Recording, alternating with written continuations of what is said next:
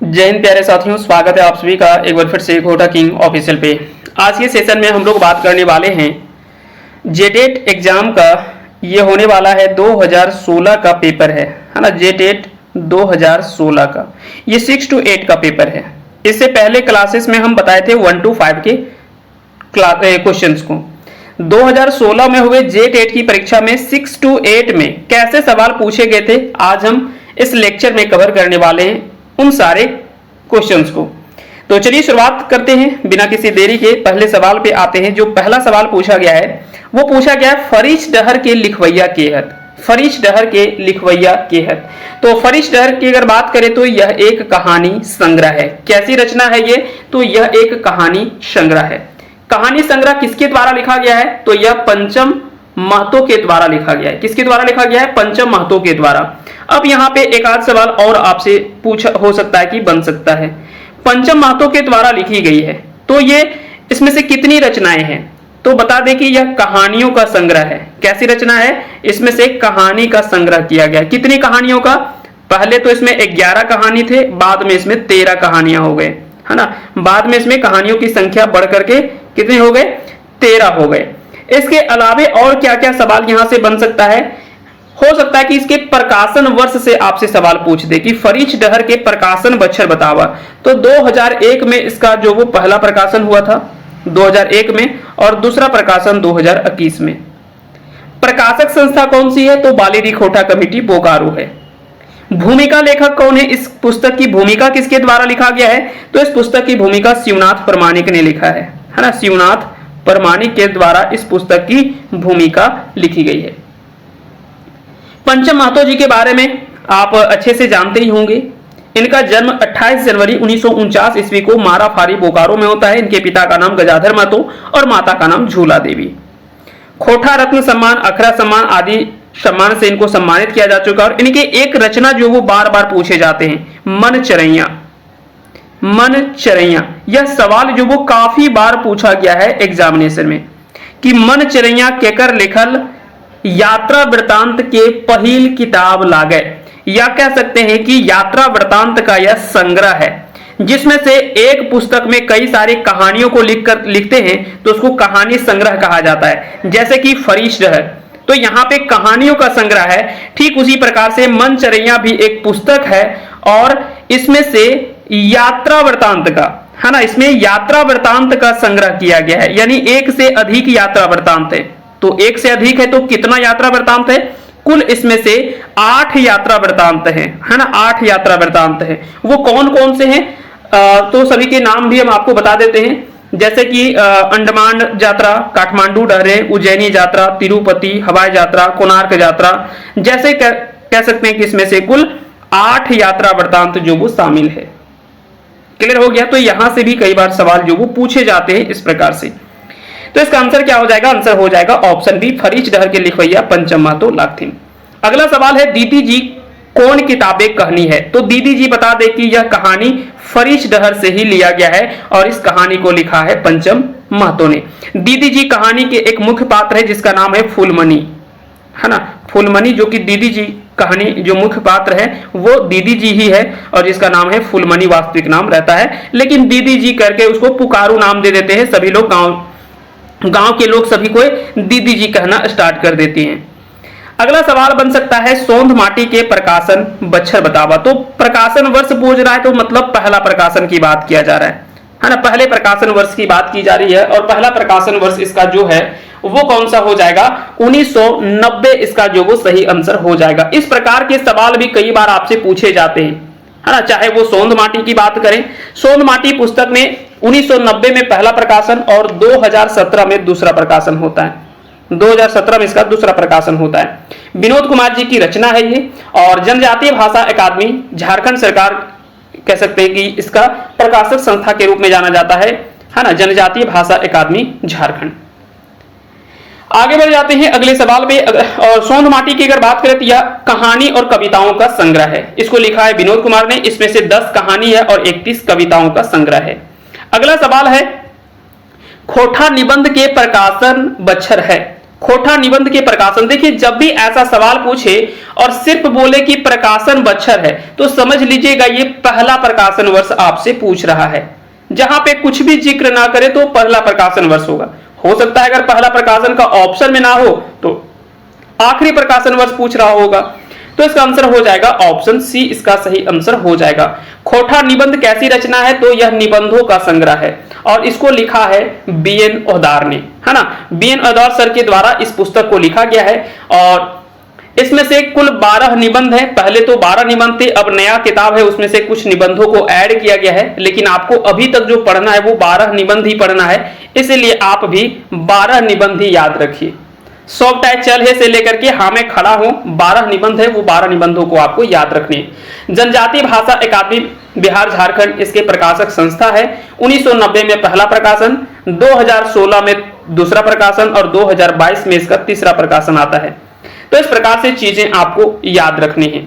अगले सवाल पे हम लोग आ जाते हैं। अगला सवाल है एक पथिया डोंगल महुआ के संकलनकर्ता केहत। एक पथिया डोंगल महुआ पुस्तक के संकलनकर्ता आपसे पूछा जा रहा है। सबसे पहले बात करते हैं एक पथिया डोंगल महुआ के बारे में।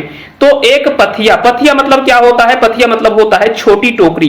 पथिया मतलब क्या होता है, छोटी टोकरी।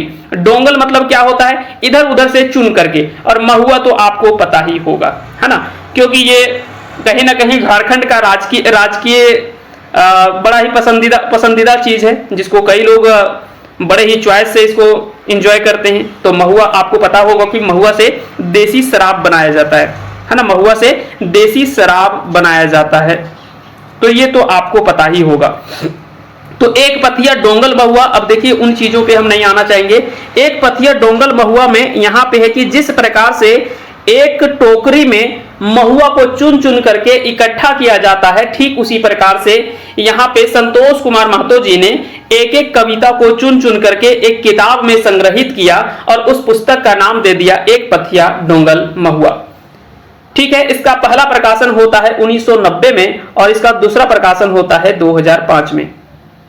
इस पुस्तक के प्रकाशक संस्था रामधन प्रकाशन गांगजोरी बोकारो है और इसकी भूमिका दयानंद बटोही के द्वारा लिखा गया है।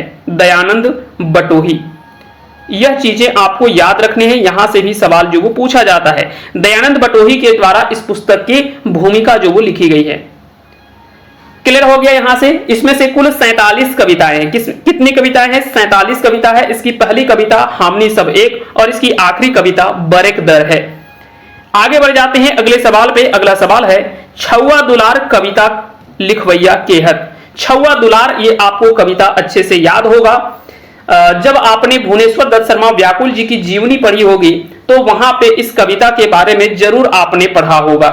छुआ दुलार ये कविता आपने बड़े ही अच्छे से पढ़ा होगा। हमर बाबू हमर सोना हमर सुगा पढ़े गेल, सुनगे अकली सुनगे खगिया ऊंच करेजा आजे बेल।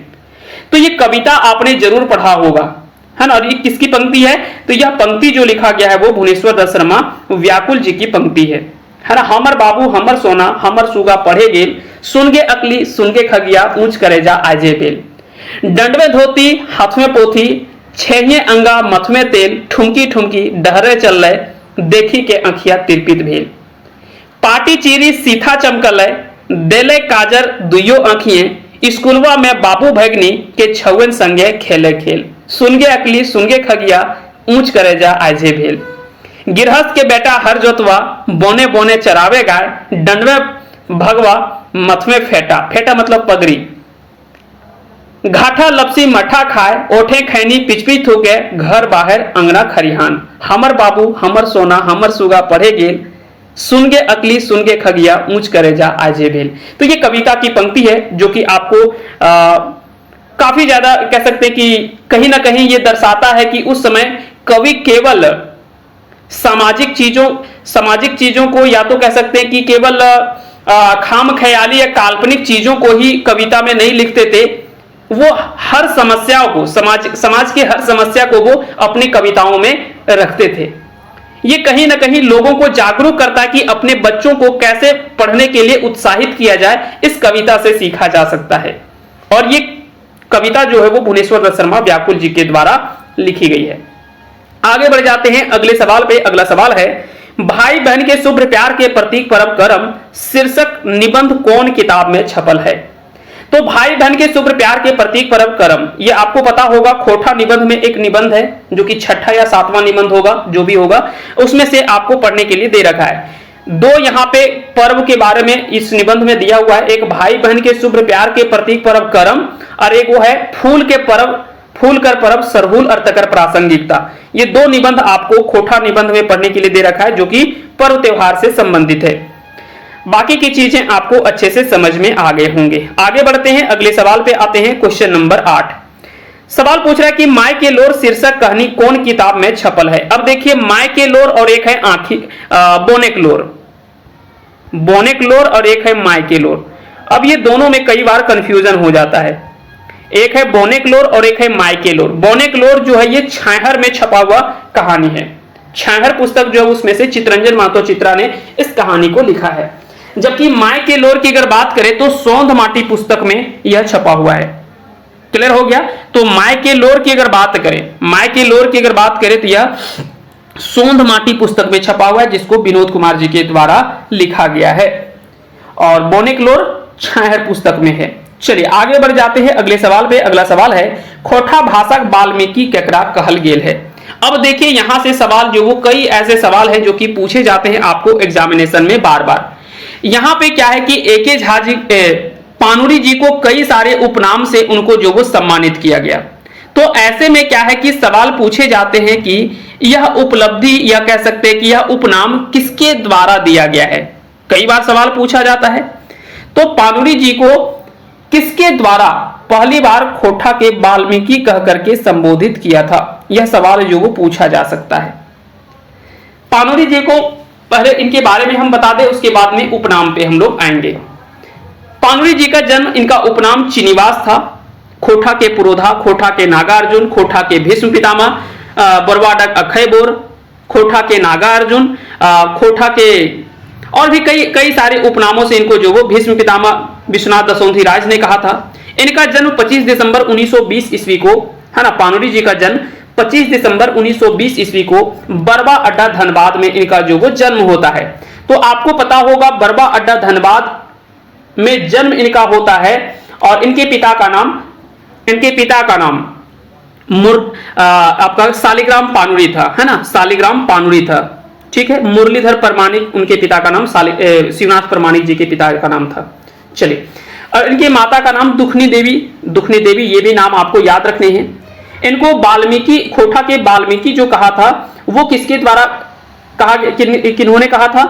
तो खोटा के वाल्मीकि रामदयाल पांडे के द्वारा बोला गया था, है ना। किसके द्वारा? रामदयाल पांडे के द्वारा यह बात जो वो यह कह सकते हैं कि यह कहा गया था पहली बार। इसके अलावे और भी कई सारे उपनाम हैं जो कि कई बार सवाल में पूछे जाते हैं, चाहे वो खोटा के पुरोधा हो, खोटा के भीष्म पितामह हो, या खोटा के नागार्जुन हो, जैसे कई सारे सवाल जो वो पूछे जाते हैं। तो इन चीजों को भी आपको याद रखने हैं। ठीक है, खोटा के पुरोधा जो वो विश्वनाथ दशोंधी राज ने कहा था, ये भी चीजें आपको याद रखनी है। इनसे संबंधित कई सारे जीवनियां, कई सारे कह सकते हैं कि यात्रा वृत्तांत, कई सारे शब्द चित्र, संस्मरण आदि जो वो लिखा गया है पानुरी जी से संबंधित, तो उन चीजों को भी आपको याद रखने। जैसे कि एक संस्मरण है बरवा अड्डक अखय बोर। बरवा अड्डक अखय बोर ये शांति भारत जी के द्वारा लिखा गया एक संस्मरण है, और वह पानुरी जी से भेंट करते हैं उसी समय इस संस्मरण को लिखा जाता है। वहां पे शिवनाथ परमाणिक भी साथ में जाते हैं, बंसीलाल बंसी भी साथ में जाते हैं मिलने के लिए पानुरी जी से। तो उस समय की ये रचना होती है, तो उसको भी आपको याद रखने हैं। इसके अलावे और भी कुछ रचनाएं हैं, उन सारी रचनाओं को भी आपको याद रखना चाहिए। वहां से भी कई बार सवाल जो वो पूछे जाते हैं। आगे बढ़ते हैं अगले सवाल पे। अगला सवाल है आज न तो कायल हमर बात माने हतो, गोरे कांटा मोहे धैर्य टाने हतो। यह पानुरी जी की बड़ी ही चर्चित पंक्ति है, और यहां से कई बार सवाल जो वो पूछा भी गया है। तो इसका आंसर हो जाएगा ऑप्शन सी, पानुरी जी की ये पंक्ति है। खोटा संज्ञा के कई कतना भेद करल गेल है। तो खोटा में कुल 5 भेद है ना, जातिवाचक, व्यक्तिवाचक, भाववाचक, चीज वस्तुवाचक जिसको हम लोग द्रव्यवाचक कहते हैं, और अंत में है गोठवाचक या समूहवाचक संज्ञा। तो संज्ञा के 5 भेद हैं। आगे बढ़ जाते हैं अगले सवाल पे। अगला सवाल है लुबाठी पत्रिका के संपादक के हत। लुबाठी पत्रिका के संपादक गिरधारी गोस्वामी आकाश खूंटी जी हैं, तो इसका आंसर हो जाएगा ऑप्शन बी। अगला सवाल है मौसम वैज्ञानिक के नामे जानल जा है। मौसम वैज्ञानिक के नाम से किसे जाना जाता है, तो डॉक्टर ए.के. झा जी को मौसम वैज्ञानिक के रूप में जाना जाता है, क्योंकि इनका एक सिद्धांत भी आपको याद रखना चाहिए, धरा गगन सिद्धांत। धरा गगन सिद्धांत इन्हीं से जुड़ा हुआ है और इनसे संबंधित है ना, धरा गगन सिद्धांत। इसके बारे में आपको जरूर याद रखना चाहिए। चलिए आगे बढ़ जाते हैं। अब हम लोग आते हैं अगले सवाल पे। अगला सवाल है जियो मोरो काम एक पहला धान, एक कहावत के अर्थ की है। जियो मोरो काम मतलब एकदम खूब मेहनत करना, और एक पहला धान मतलब उसके बदले में जो मेहनत का फल मिलता है वो काफी कम मिलता है, तो ऐसे को कहा जाता है कि ढेर काम एक अवजी कम कूड़े के विरोध। यानी मेहनत अधिक किया जा रहा है लेकिन उसका फल जो मिल रहा है, यानी कह सकते हैं कि उसकी जो मजदूरी दी जा रही है वो काफी कम दिया जा रहा है, उसी का विरोध में यह कहावत जो वो बनाया गया है। अगला सवाल है खोटा रत्न उपाधि सबले पहिल ककरा आर कधिया मिलल है। अब यहाँ पे इसका सही आंसर क्या हो जाएगा, यहां से भी कई बार सवाल जो वो पूछा गया है, इसका आंसर हो जाएगा ऑप्शन डी रामशरण विश्वकर्मा 1993 ईस्वी में। अगले सवाल पे आते हैं। अगला सवाल है बरवा अडक अखय बोर संस्मरण के लिखलत। बरवा अडक संस्मरण, यह बरवा अडक अखय बोर संस्मरण को किसने लिखा है, तो शांति भारत जी के द्वारा लिखा गया है। इसके साथ में बंसीलाल बंसी और शिवनाथ परमाणिक भी जाते हैं मिलने के लिए, जब ये पानुडी से भेंट करने के लिए जाते हैं। तो ये सारी चीजें आपको ध्यान रखनी है। अगले सवाल पे आते हैं। कोका के उल्टा अर्थिक शब्द किए थे, तो कोका का उल्टा हो जाएगा लबरा। क्या हो जाएगा, लबरा। लबरा बनी जो अधिक बोलता है, कोका मतलब जो बिल्कुल भी नहीं बोलता उसको कोका कहा जाता है। तो यहाँ पे उल्टा अर्थ पूछ रहा है। अगला सवाल है पढ़े है के तत्कालिक वर्तमान काल की है। पढ़े है के मतलब पढ़ रहा है, इसका तत्कालिक वर्तमान काल क्या हो जाएगा, जिसको ताता ताही वर्तमान काल या तत्कालिक वर्तमान काल कहते हैं, तो इसका आंसर हो जाएगा ऑप्शन ए। अगला सवाल है कि कांदे क्रिया कौन क्रिया है, तो कांदना कैसी क्रिया है, तो ये अकर्मक क्रिया का उदाहरण है ना, जिसमें कर्म की प्रधानता देखी जाए, किसमें कर्म की प्रधानता नहीं देखी जाए। ये दोनों चीजें यहाँ पे आपको याद रखने हैं। इसके आधार पे चीजें आपको, या तो फिर एक और हम तरीका बताए थे अकर्मक क्रिया और सकर्मक क्रिया को पहचानने का, कि अगर आपसे सवाल किया जाए कि क्या कांद रहा है या कैसे कांद, तो उसका अगर जवाब मिल जाए, क्या कैसे कहां, इसका जवाब मिल जाए तो वो सकर्मक क्रिया होगा, और जवाब अगर नहीं मिले तो वो अकर्मक क्रिया होगा। अगले सवाल पे आते हैं, क्वेश्चन नंबर 20। सवाल है कि जे संज्ञा व सर्वनाम में गुण बतवे है ओकरा की कहल जाए। तो जो संज्ञा और सर्वनाम का गुण बताता है उसे क्या कहा जाता है, तो उसे कहा जाता है विशेषण। जो संज्ञा और सर्वनाम की विशेषता बताए, है ना, जो गुण या विशेषता बतलाए उसे विशेषण कहा जाता है। विशेषण के कितने भेद हैं, तो विशेषण के 4 भेद हैं। संज्ञा के कितने भेद हैं, संज्ञा के 5 भेद हैं। सर्वनाम के कितने भेद हैं, 6 भेद हैं। कारक के कितने भेद हैं, 8 भेद हैं। ठीक है, तो यहां से सवाल पूछे जाते हैं। सर्वनाम के तो 6 हम बता दिए। ठीक है, प्रत्यय किसे कहा जाता है, जो शब्द के अंत में जुड़ करके उस शब्द का अर्थ बदल दे उसे हम लोग प्रत्यय कहते हैं, और जो शब्द के आगे जुड़ करके उस शब्द का अर्थ बदले उसे हम लोग उपसर्ग कहते हैं। तो ये सारी चीजें आपको याद रखनी है। अगले सवाल पे आते हैं, संज्ञा के अवजी अवैया शब्द के की कहल जाए। तो संज्ञा के बदले में आने वाले शब्द को सर्वनाम कहा जाता है। ये आपने भली भांति पढ़ा होगा। जैसे कि अगर एक उदाहरण हम लिखते हैं कि मंगरा खाए रहल है, मंगरा खाए रहल है। अब यहां पे अगर कोई आपसे पूछे कि यहां पे संज्ञा क्या है, खाए रहल है, तो यहां पे संज्ञा बोलेंगे कि मंगरा है। कैसा संज्ञा है, तो ये व्यक्तिवाचक संज्ञा का उदाहरण है। लेकिन इसके जगह पे अगर हम लिख दें कि ऊ खाए रहल है, ऊ खाए रहल है, ऊ खाए रहल है, तो यहां पे क्या है, यहां पे अगर बताना हो कि ऊ जो आया वो क्या है, तो ये संज्ञा के बदले में ही तो आया, संज्ञा के स्थान पे ही तो आया। तो संज्ञा के बदले में जो शब्द आते हैं उसे हम लोग क्या कहते हैं, सर्वनाम कहते हैं। तो याद रखिएगा, ऊ यहां पे क्या हो गया, सर्वनाम हो गया। अब यहां पे सवाल उठता है कि ऊ कैसा सर्वनाम है ना, सर्वनाम के भी अलग अलग भेद हैं। तो यहां पे भी आपको अलग अलग भेद पढ़ना होता है। यहां पे इन चीजों को भी आपको ध्यान रखनी है। अगले सवाल पे आते हैं, हामर माय ओकरा कहल के सही रूप की है। तो इसका सही रूप क्या होगा, तो हामर माय ओकरा कहले, ये इसका सही रूप हो जाएगा। अगला सवाल है कि माय देखे पोटा और जनी देखे मोटा, लोकोक्ति के अर्थ की हव है। तो आपको पता होगा कि मां हमेशा ममतामयी होती है, जबकि पत्नी जो होती है वो स्वार्थी होती है। स्वार्थी कहने का तात्पर्य क्या है? जब एक व्यक्ति अपने घर आता है तो सबसे पहले मां का जो सवाल होता है वो पूछती है पहले कि आपने कुछ खाना खाया, क्योंकि मां वहां पे ये नहीं देख रही कि वो मेरे लिए क्या लेकर के आया है या कहां गया था, क्या कर रहा था, कैसे क्या था, लेकिन मां का पहला सवाल जो पूछा जाता है वो पूछा जाता है कि कुछ तुमने खाया या नहीं खाया। लेकिन पत्नी के दिमाग में, हालांकि यहां पे हम इसका खंडन करते हैं, हमेशा हर जगह पे पत्नी गलत नहीं होती है, लेकिन जब बात मां और पत्नी के बारे में आए तो वहां पे मां का पलड़ा हमेशा भारी होता है। ये आपको अच्छे से याद रखना है ना, क्योंकि पत्नी बाद में आती है और मां एक बचपन से अपने बच्चे को पालती है, तो मां का दर्द, मां हमेशा ममतामयी होती है और पत्नी जो होती है वो स्वार्थी होती ही है। तो इसका आंसर हो जाएगा ऑप्शन बी, इसका सही आंसर हो जाएगा। अब यहाँ पे कुछ लोग बोलेंगे कि सभी कोई एक जैसे नहीं होते हैं, तो हाँ बिल्कुल सही है कि सभी कोई एक जैसे नहीं होते हैं। अगले सवाल पे आते हैं। अगला सवाल है, कौन भाषा आर्य परिवार की है? इनमें से कौन सी भाषा जो वो आर्य भाषा परिवार से है? तो खोटा जो वो आर्य भाषा परिवार की भाषा है।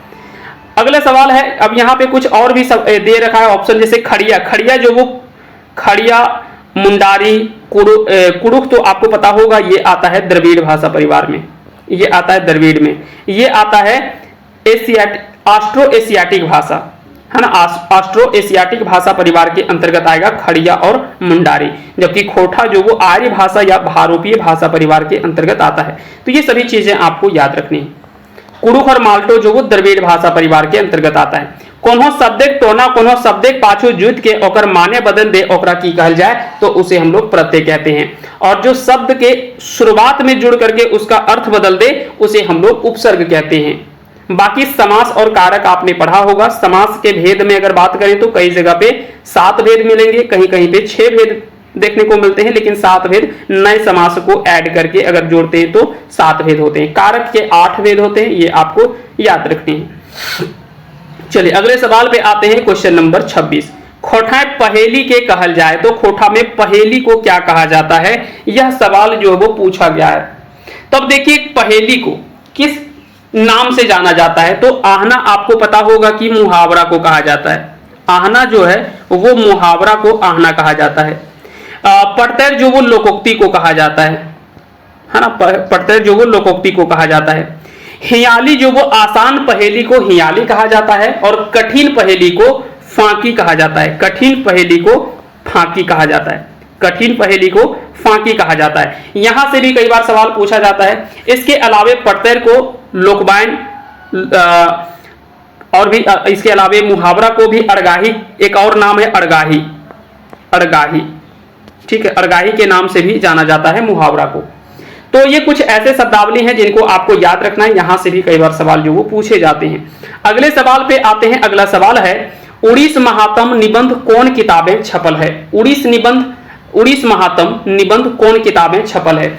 अब देखिए थोड़ा सा यहाँ पे हम इसको सही करना चाहेंगे। जैसे कि यहाँ पे दे रखा है कि उड़ीस महात्म निबंध कौन किताबें छपल है, तो बता दे कि उड़ीस महात्म दरअसल एक लेख है। क्या है? एक लेख है ना, इसको याद रखिएगा, यह एक लेख है। और इस लेख को लिखा किसने है, यह भी सवाल पूछा जाता है। महेश गोलवार के द्वारा लिखा गया है ना, महेश गोलवार जी के द्वारा इस लेख को लिखा गया है, और यह खोठा गद्य पद संग्रह पुस्तक में छपा हुआ है। इसका आंसर हो जाएगा ऑप्शन सी। अगला सवाल है, शेख भिखारी के जन्म स्थान के नाम बतावा। शेख भिखारी का जन्म स्थान यहाँ पे पूछा जा रहा है। तो इनका जन्म कहां पे होता है? तो खुदिया लोटवा गांव में इनका जो वो जन्म होता है। ऑप्शन बी इसका सही आंसर हो जाएगा।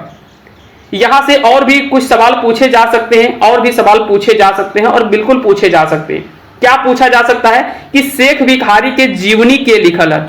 शेख भिखारी की जीवनी पारसनाथ महतो ने लिखा है ना। शेख भिखारी जी की जीवनी खोठा में पारसनाथ महतो के द्वारा लिखा गया है। तो यह भी सवाल जो वो पूछा जाता है कि पारसनाथ महतो केकर जीवनी लिख लिया, या तो शेख भिखारी के जीवनी के लिखल है, तो पारसनाथ महतो इसका सही आंसर हो जाएगा। अगले सवाल पे आते हैं। अगला सवाल है, डाह शीर्षक नाटक के जनी पात्र में एक नाम है, तो वो रचना है। और रचना कौन है? तो विवेक की पत्नी है। एक रचना है, एक भावना है है ना। यहाँ पे महिला पात्र की बात करें तो एक भावना है जो कि विराट की पत्नी है ना, भावना विराट की पत्नी है। रचना विवेक की पत्नी है, और एक और यहाँ पे नाम आता है मुन्नी, जो कि भावना की बेटी है या विराट की बेटी है, जिसका नाम है मुन्नी। और बंटू, ये दोनों बेटा बेटी रहते हैं। तो ये दोनों चीजें आपको याद रखना है। तो यहाँ पे महिला पात्र की अगर बात करें, स्त्री पात्र में, तो भावना, रचना और मुन्नी, ये तीन यहाँ पे डाह नाटक में पात्रों की चर्चा की गई है। अगले सवाल पे आते हैं। अगला सवाल है, खोटा गद्य पद्य संग्रह किताब कौन बच्छर छपल रहे। खोटा गद्य पद्य संग्रह किताब कौन बच्छर छपल रहे, तो इसका आंसर हो जाएगा 1989 ईस्वी में। तो ये सारी चीजें आपको अच्छे से समझ में आ गया होगा। अब आपके लिए एक सवाल यहाँ पे बच जाता है, उसका आंसर आपको कमेंट बॉक्स में बताने हैं। सवाल क्या है, तो सवाल बड़ा ही सिंपल सवाल है। दार्जिलिंग और गंगटोक यात्रा, दार्जिलिंग और गंगटोक यात्रा वृत्तांत किसके द्वारा लिखा गया है। दार्जिलिंग और गंगटोक यात्रा, दार्जिलिंग और गंगटोक यात्रा, दार्जिलिंग और गंगटोक यात्रा, गंगटोक यात्रा, इस यात्रा वृत्तांत को किसने लिखा है। हाँ, या तो यात्रा कह सकते हैं। इस यात्रा वृत्तांत को किसके द्वारा लिखा गया है, इसका आंसर आप हमें कमेंट बॉक्स में जरूर लिखिएगा। तो उम्मीद करते हैं कि आज का ये सेशन आप सभी को अच्छे से समझ में आया होगा। मिलते हैं अगले सेशन में, तब तक के लिए आप सभी को बहुत बहुत धन्यवाद। बाकी के अगर किसी तरह की कोई जानकारी चाहिए तो हम आपको बता देते हैं। इस नंबर पे आप हमें कांटेक्ट कर सकते हैं 9708305319। JTET का खोटा क्लास चल रहा है, अगर आपको ज्वाइन करना हो तो आप हमारे साथ में जुड़ सकते हैं, खोटा क्लासेस ज्वाइन कर सकते हैं, है ना। अभी सभी कोर्सेस में 2 दिन के लिए 50% का ऑफ चल रहा है, 50% का आपको छूट दिया जा रहा है। अगर आप ज्वाइन करना चाहें तो आप ज्वाइन कर सकते हैं, जाकर के एप्लीकेशन में आप ज्वाइन कर सकते हैं। और किसी तरह की जानकारी चाहिए तो आप इस नंबर पे हमें कांटेक्ट कर सकते हैं। मिलते हैं अगले सेशन में, तब तक के लिए आप सभी को बहुत बहुत धन्यवाद।